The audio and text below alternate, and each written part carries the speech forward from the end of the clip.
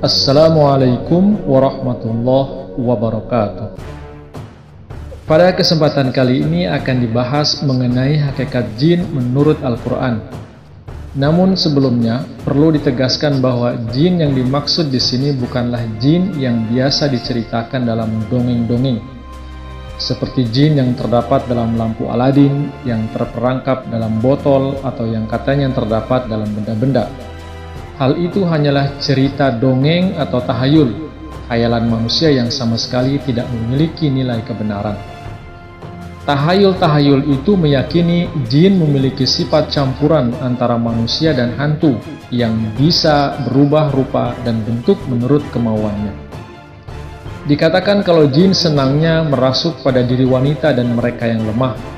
Mereka bisa dikuasai oleh para pawang atau dukun yang menguasai mantra-mantra untuk menaklukkan jin tersebut guna melayani manusia. Begitu sudah tunduk, maka jin ini bisa melakukan hal-hal fantastik di bawah perintah tuannya, seperti mewujudkan sesuatu yang diinginkan pemiliknya. Hal seperti itu sama sekali tidak benar. Jadi sebenarnya jin itu apa? Siapakah mereka sebenarnya? Apa pendapat Al-Quran mengenai jin ini? Berikut ini penjelasannya. Pertama, secara bahasa, kata jin dalam bahasa Arab artinya segala sesuatu yang berhubungan dengan segala hal yang tersembunyi, tidak kasat mata, menyendiri dan jauh. Kata itu juga bermakna rona yang gelap dan bayangan yang kelam. Karena itulah kata jannah berasal dari akar kata yang sama, digunakan Al-Quran untuk menggambarkan surga yang penuh dengan kebun-kebun yang rimbun. Kata jin juga bisa digunakan kepada ular yang biasanya hidup tersembunyi di celah-celah batu dan lubang-lubang di tanah serta terpisah dari hewan-hewan lain. Kata jin juga dapat dikenakan kepada para penghulu atau pemimpin yang menjaga jarak dengan rakyat awam, raja-raja, tokoh-tokoh, orang-orang berpengaruh yang berbeda dengan orang kebanyakan. Kata jin digunakan juga untuk wanita yang selalu memisahkan diri. Penduduk dari gunung-gunung yang jauh dan tidak bisa dijangkau juga disebut sebagai jin. Karena itu segala hal yang berada di luar jangkauan penglihatan atau tidak kasat mata termasuk dalam makna kata tersebut. Itulah makna kata jin dalam bahasa Arab. Sekarang kita beralih kepada Al-Quran. Saat Al-Quran menyebutkan tentang jin, jelas sekali tidak berbicara tentang tahayul atau dongeng-dongeng fantasi ciptaan manusia. Pertama, dalam surah Al-Ahqaf, Allah Subhanahu wa taala berfirman, A'udzubillahi minasyaitonirrajim. Wa idh sarrafna ilaika nafaram minal jinni yastami'unal qur'ana falamma hadaruhu qalu ansitu falamma qudiya walau ila qaumihim munzirin. Yang artinya, dan ingatlah ketika kami hadapkan kepada engkau segolongan dari jin yang ingin mendengarkan Al-Quran. Maka ketika mereka hadir kepadanya, mereka berkata, diamlah dan dengarkanlah. Dan tatkala telah selesai, mereka kembali kepada kaum mereka untuk memberi peringatan. Kemudian dalam surah Jin, Allah Ta'ala berfirman, Qul uhiya ilayya annahu istama'a nafarum minal jinni faqalu inna sami'na qur'anan ajaba. Yang artinya, katakanlah telah diwahyukan kepadaku bahwa serombongan jin mendengar Al-Quran. Maka mereka berkata, sesungguhnya kami telah mendengar Al-Quran yang ajaib sekali. Golongan jin yang disebutkan dalam ayat-ayat tadi itu bukanlah makhluk-makhluk halus, akan tetapi orang-orang Yahudi dari Nasibin, atau seperti sumber lain mengatakan adalah orang-orang Yahudi dari Mosul dan Niniwe, Irak. Karena takut kepada orang-orang Mekah, mereka menjumpai Rasulullah SAW pada waktu malam. Dan setelah mendengarkan pembacaan Al-Quran dan tutur Rasulullah SAW, mereka masuk Islam dan menerimanya. Mereka disebut jin karena mereka orang asing yang datang dari tempat yang jauh dan datang dengan sembunyi-sembunyi. Yang kedua, dalam surah Al-An'am, Allah Subhanahu wa taala berfirman, yang artinya, dan dengan cara demikian kami telah menjadikan musuh bagi setiap nabi, setan-setan di antara manusia dan jin.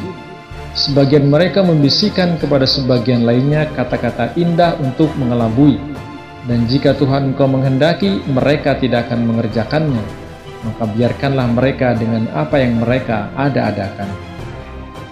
Kata-kata manusia dan jin yang terdapat pada banyak tempat dalam ayat-ayat Al-Quran bukan berarti ada dua jenis makhluk yang berlainan, melainkan dua golongan makhluk yang sama, yaitu manusia. Pertama, ins artinya manusia, mengisyaratkan kepada orang-orang biasa, orang-orang awam atau rakyat jelata. Sedangkan jin maksudnya adalah orang-orang besar yang biasa hidup memisahkan diri dari rakyat jelata dan tidak berbaur dengan mereka. Boleh dikatakan tinggal tersembunyi dari penglihatan umum, seperti raja-raja, para pemimpin, tokoh-tokoh, atau orang-orang tertentu yang memiliki pengaruh.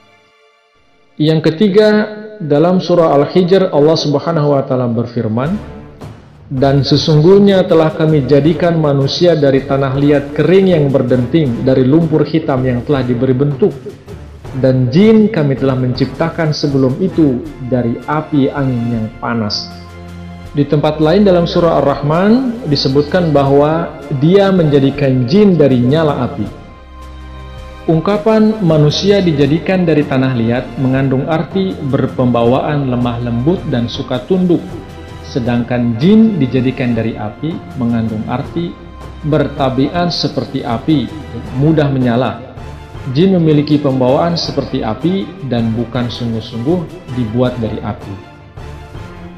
Berikutnya adalah contoh penggunaan kata jin yang digunakan oleh Rasulullah SAW.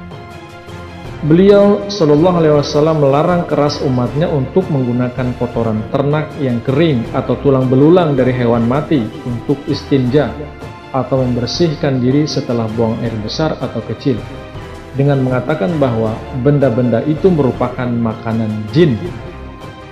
Saat ini kita menggunakan air atau kertas toilet, sedangkan pada masa itu manusia menggunakan gumpalan tanah, tulang, batu, atau benda kering lainnya untuk bersih-bersih.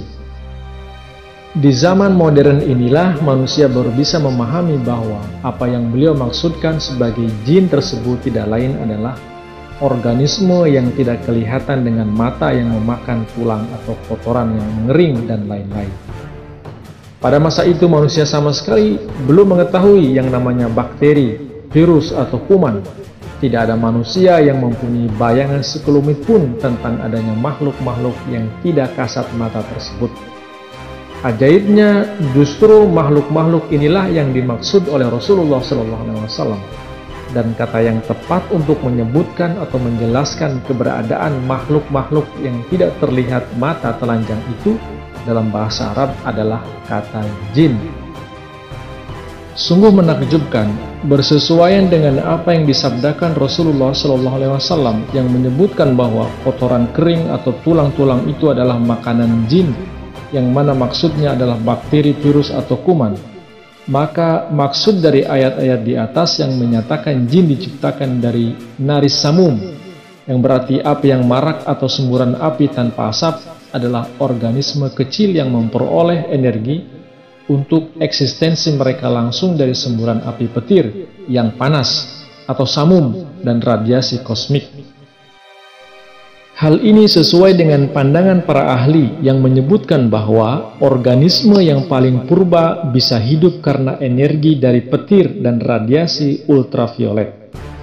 Para ilmuwan meyakini bahwa apapun organisme yang ada sebelum evolusi biotika pasti memperoleh energinya langsung dari panas. Demikianlah pemaparan mengenai jin, semoga bermanfaat dan semoga kita terhindar dari hal-hal yang berbau syirik, menyekutukan Allah Subhanahu wa Ta'ala.